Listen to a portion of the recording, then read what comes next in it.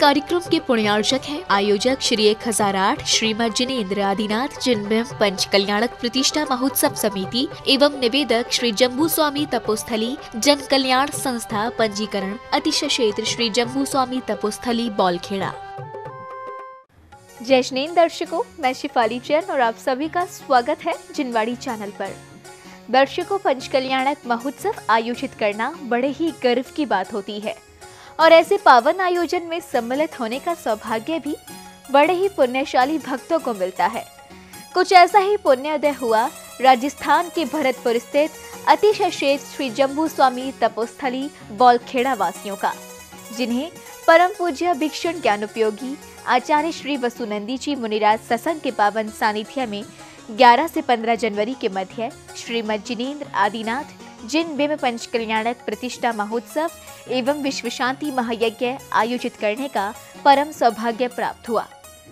दर्शकों, आज हम आपको दिखाएंगे इस पंचोत्सव की चौथी कड़ी यानी 14 जनवरी को आयोजित हुए ज्ञान कल्याणक महोत्सव की पावन झलकियां।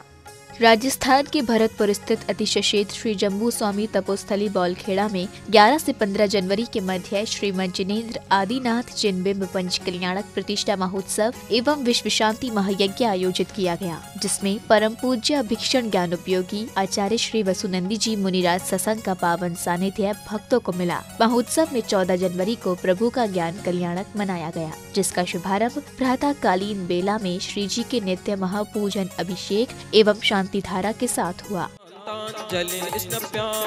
ओम ह्रीं श्री विश्वाधिवीरांतांजलिं स्नप्यामः। ओम ह्रीं श्री विश्वाधिवीरांतांजलिं स्नप्यामः। ओम ह्रीं श्री विश्वाधिवीरांतांजलिं स्नप्यामः। ओम ह्रीं श्री विश्वाधिवीरांतांजलिं स्नप्यामः। ओम ह्रीं श्री विश्वाधिवीरांतांजलिं स्नप्यामः। ओम ह्रीं श्री विश्वाधिवीरांतांजलिं स्नप्यामः। ओम ह्रीं श्री विश्वाधिवीरांतांजलिं चत्तारि शरणं पवज्जामि अरहन्ते शरणं पवज्जामि सिद्धे शरणं पवज्जामि साहु शरणं पवज्जामि केवली पंडितम धम्मं शरणं पवज्जामि। ओम ह्रीं अनादि सिद्ध मंत्र पूजन भक्ति प्रसादात् सर्व शांतिर्भवतु स्वाहा। ओम नमो वरते भगवते पक्षिणा शेष दोष कल्मषाय दिव्य तेज मूर्तये नमः। श्री शांतिनाथाय शांतिकराय सर्व विघ्न प्रणाशनाय सर्व रोगा मृत्यु विनाशनाय सर्व प्रकच्छद्रोपद्रव विनाशनाय सर्व छाम डामर विनाशनाय। ओम राम ह्रीं रूं रौं र अस्या उषा नमः। सर्व शांतिं तुष्टिं पुष्टिं च कुरु कुरु स्वाहा। ओम ह्रीं श्रीं क्लीं मरं अस्या उषानाहत विद्याय नमो वरिहन्ताणं ह्रौं सर्व शांतिर्भवतु स्वाहा। ओम ह्रीं श्रीं क्लीं ऐं मरं वं मं हं सं तं पं वं। श्री जिनाभिषेक के पश्चात पंच कल्याणक का पूजन किया गया। संगीतमय पूजन में श्रावक श्रेष्ठियों ने मंत्र आराधना करते हुए श्री जिनेन्द्र देव के समक्ष द्रव्यों से अर्घ्य समर्पित तो किए ही, साथ ही प्रसन्नचित मुद्रा में आनंद नृत्य भी किया। भैया का कहना धर्म है वीरों का कहना।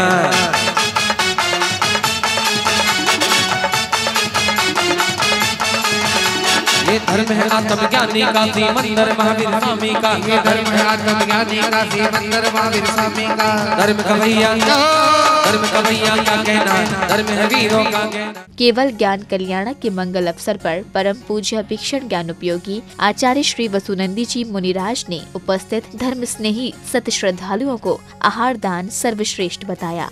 आचार्य सोमदेव सूरी, आचार्य समत्व स्वामी एवं अन्य आचार्यों ने गज तुरग सहस्रम गोकुलम भूमिदानम कन्यक रजत पात्रम मेदिनी सागरांतम वह कुल पवित्रम कोटि कन्या प्रदानम नहीं संभवतु अन्नदानम समानम।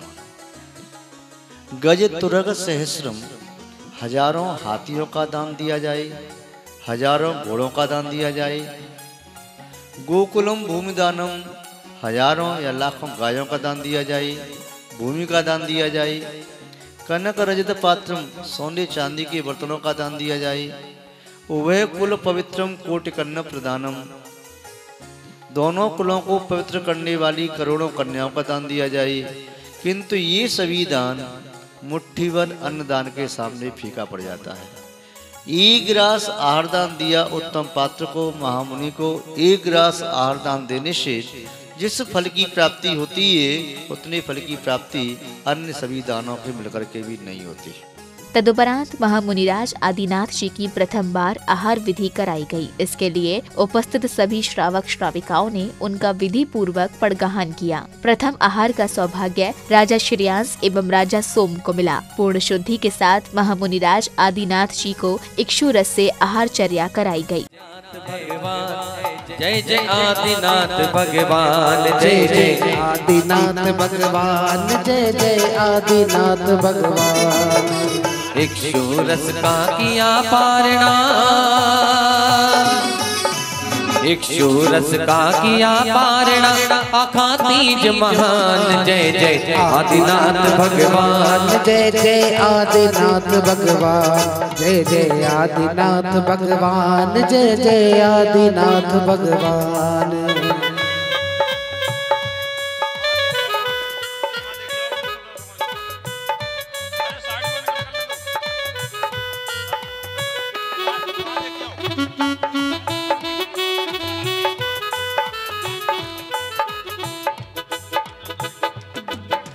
ऐसा कर्म उदय में आया, एक वर्ष आहार न पाया। ऐसा कर्म उदय में आया, एक वर्ष आहार न पाया। 6 महीना अंतराय में बीते हो, 6 महीना अंतराय में बीते, 6 महीना। प्रभु की आहारचर्या संपन्न होने के पश्चात समारोह में आगंतुक महानुभावों का स्वागत सत्कार किया गया।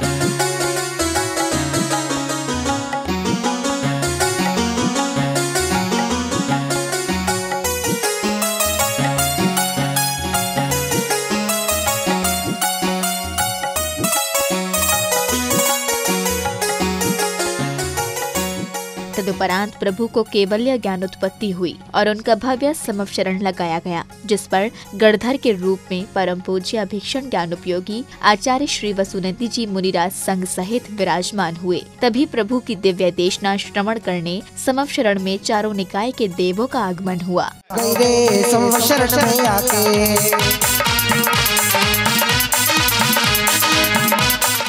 जंगल के राजा हो आजा, सब शरण में आजा। अरे जंगल के राजा हो आजा, सब शरण में आजा। हो जंगल के राजा हो आजा, सब शरण में आजा।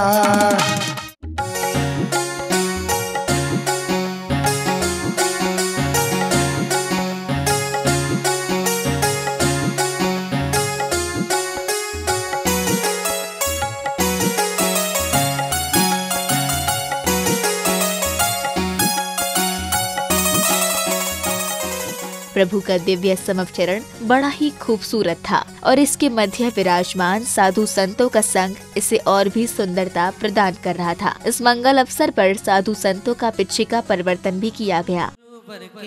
शिष्य मत वाले हैं विद्यानंद गुरुवर के, शिष्य मत वाले हैं वसुनंदी मेरे गुरुवर, जग से निराले हैं वसुनंदी मेरे गुरुवर, जग से निराले। महावीर से छवि तेरी, अमृत सी है वाणी तेरी, ऋषियों को न देख कहीं, सारी दुनिया दीवानी तेरी।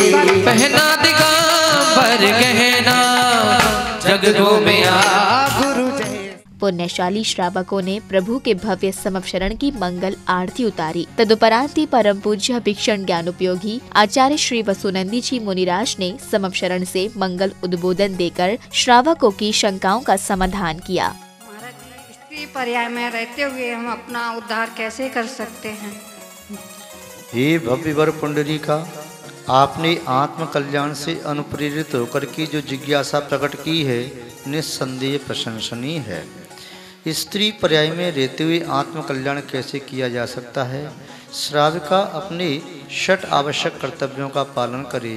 जिनेंद्र भगवान की पूजन, गुरुओं की सेवा, आहार आदि दान देना, स्वाध्याय करना, शीलव्रत का पालन करना और उपवास आदि व्रत करना, ये सभी कार्य श्राविका के लिए अत्यंत आवश्यक हैं।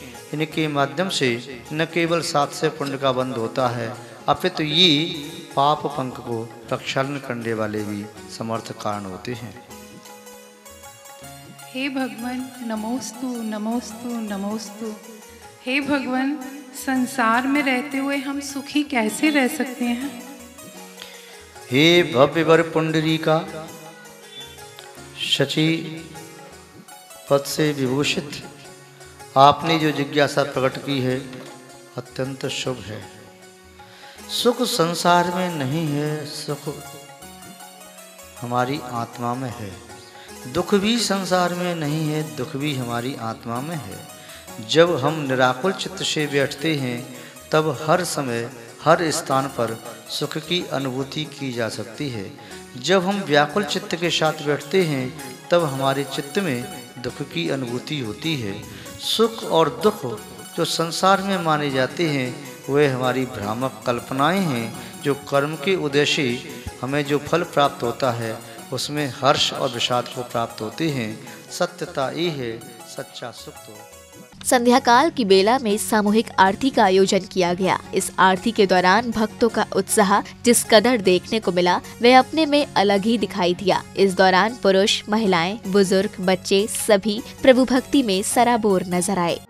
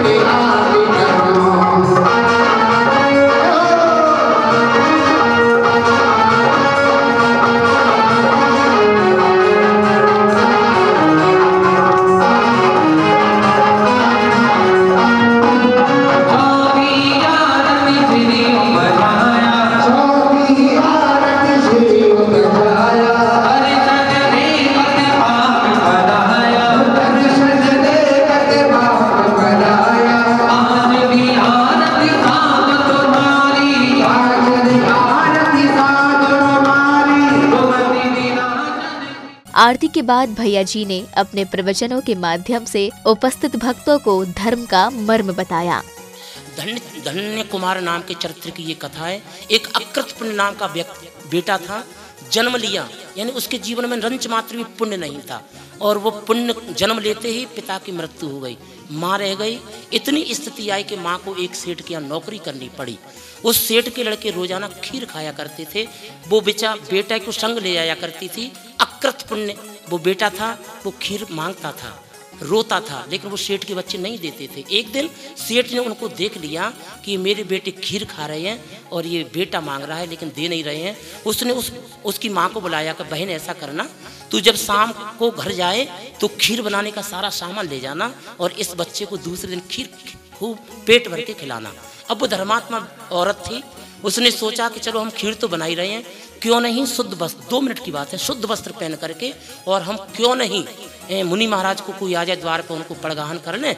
तो उन्होंने ऐसा ही किया, सोने के वस्त्र पहन करके शुद्ध चौका लगाया और भोजन बनाया और बेटे को कह दिया बेटा दरवाजे पर बैठ जा, जब तक मैं पानी ले आऊँ कुएं से। 3 घड़े लेकर के कुएं से पानी लेकर के ली जाती है। उधर से एक मुनि महाराज आए, मुनि महाराज को रोका बालक ने कि महाराज जी रुक जाओ, मेरी माँ ने खीर बनाई है, शर्त ये है कि पहले आपको देगी फिर मुझे मिलेगी, इसलिए रुक जाओ। लेकिन मुनि महाराज ऐसे नहीं रुके। क्या रुके थे आज कुमार, ऐसे खीर ले लो फल ले लो, नहीं रुके। फिर उस बच्चे ने क्या किया, दोनों आगे हाथ फैला दी, महाराज जी मैं तुमको जाने नहीं दूंगा। फिर भी नहीं रुके, पीछे से पैर पकड़ लिया कि महाराज जाने नहीं दूंगा क्योंकि मुझे खीर पहली बार मिलेगी। उधर से वो माँ 3 घड़े लेकर के आई थी। मुनि महाराज की विधि थी कि कोई बहन 3 घड़े लेकर के मुझे पड़गाएगी, उसके वहाँ मैं आहार करूँगा। प्रभु भक्ति से सराबोर इस धार्मिक अनुष्ठान में महोत्सव समिति द्वारा पंचकल्याणक के पात्रों एवं समाज के गणमान्य व्यक्तियों का स्वागत अभिनंदन भी किया गया। तो कितनी भोली है, प्यारी प्यारी है ओ माँ, ओ माँ, ओ माँ, ओ माँ। ये जो दुनिया है वन है कांटों का। स्वागत सम्मान के पश्चात सांस्कृतिक कार्यक्रम आयोजित किए गए, जिनमें कलाकारों द्वारा भरत एवं बाहुबली के जीवन चरित्र पर आधारित नाट्य का मंचन किया गया। भारत की सेना चली चली चली चली चली, भारत की सेना चली।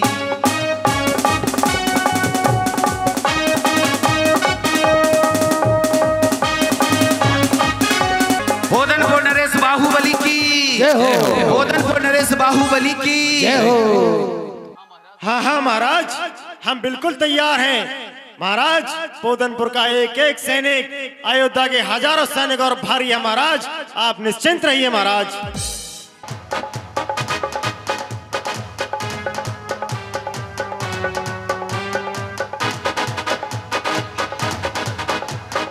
ए सुदर्शन चक्र प्रकट हो,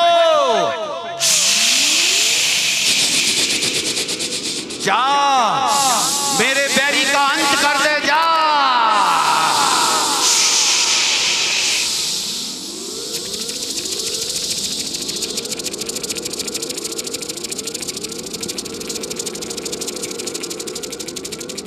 नहीं भाई नहीं, ये तू क्या कर रहा है बाहुबली? नहीं, तुझे मेरी कसम है, तू नहीं जाएगा, तू बन नहीं जाएगा।